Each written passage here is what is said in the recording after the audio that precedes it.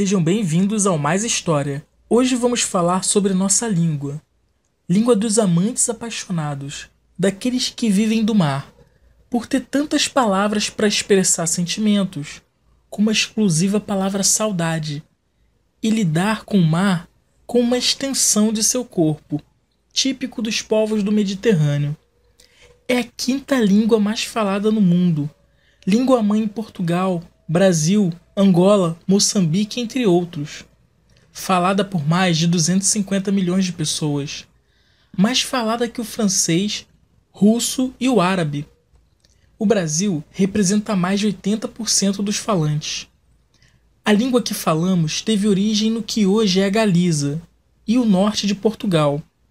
Assim como todas as outras línguas latinas, deriva do latim vulgar. Chegando à Península Ibérica em 218 a.C., com os romanos, o latim vulgar era uma forma como os soldados falavam. O latim era extremamente complicado e sua forma de falar mais simples chamamos de vulgar. E essa forma de falar foi introduzida na Península Ibérica há cerca de 2.000 anos. Tem um substrato céltico-lusitano, resultante da língua nativa dos povos ibéricos pré-romanos, que habitavam a parte ocidental da península. O galaico português nasce do latim falado, trazido por esses soldados romanos, colonos e magistrados. O contato com o latim vulgar fez com que, após um período de bilinguismo, as línguas locais desaparecessem, levando ao aparecimento de novos dialetos. Quase nenhuma língua original pré-romana resistiu a esse período. Somente conhecemos como sobrevivente a língua basca, que é considerada isolada pelos linguistas, pois não foi encontrada nenhuma outra língua com parentesco, ou seja, não consta nem mesmo dentro do grande ramo indo-europeu. É um grande mistério. Mas voltando para o português, vemos que ele surgiu então com a mistura de dialetos locais com o latim, gerando diferenciação desde o início. A língua iniciou a segunda fase do seu processo de diferenciação das outras línguas românicas depois da queda do Império Romano. Durante a época das invasões bárbaras no século V, quando surgiram as primeiras alterações fonéticas documentadas.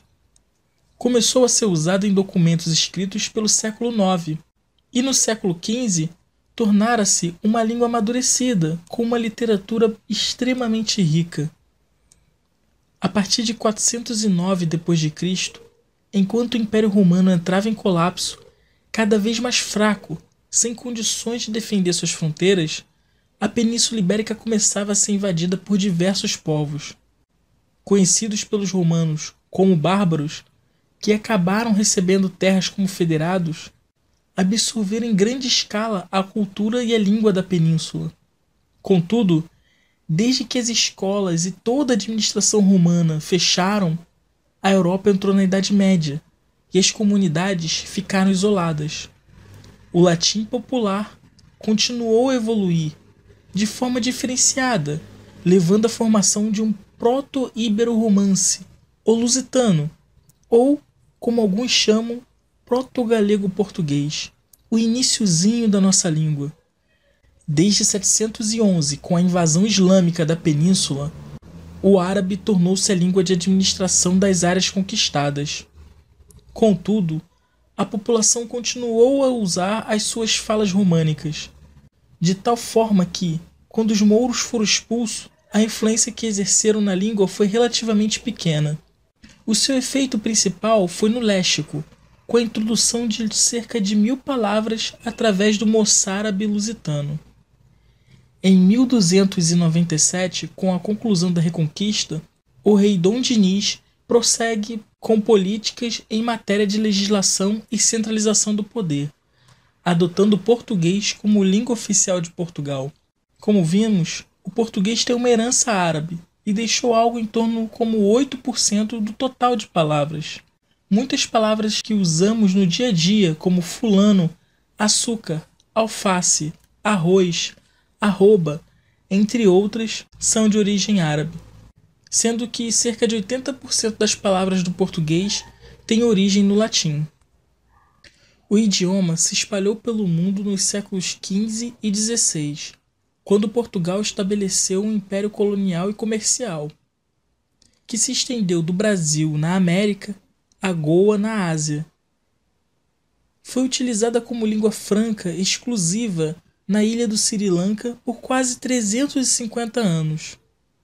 Durante esse tempo, muitas línguas crioulas baseadas no português também apareceram em todo o mundo, especialmente na África, na Ásia e no Caribe. Algumas, até hoje, resistem ao tempo. No Brasil, o português começou a se tornar mais importante depois que o Marquês do Pombal proibiu o uso da língua geral de origem indígena, como o tupi-guarani, que era amplamente falada na colônia. Essa resistência da língua portuguesa se deu mais fortemente com a chegada de mais portugueses ao Brasil. Veio tanta gente para morar no Brasil que Portugal teve que editar 3 leis para proibir a vinda para a colônia. Havia o risco de regiões inteiras de Portugal ficarem desabitadas. Já imaginaram? Recebemos tanta influência de línguas africanas e o nosso jeito de falar foi se diferenciando com outras correntes de imigração europeia. Temos como exemplo de palavras de origem africana babá, bagunça, tagarela, xará, xodó, canga, entre muitas outras. De origem indígena temos como exemplos mirim, pipoca, curumim, entre tantos outros nomes de cidades e bairros. Por enquanto é só, pessoal. Não esqueçam de dar um like e de se inscrever no canal. E agora estamos com um novo canal de debate, o Dois Papos. Deixarei o link na descrição. Até mais!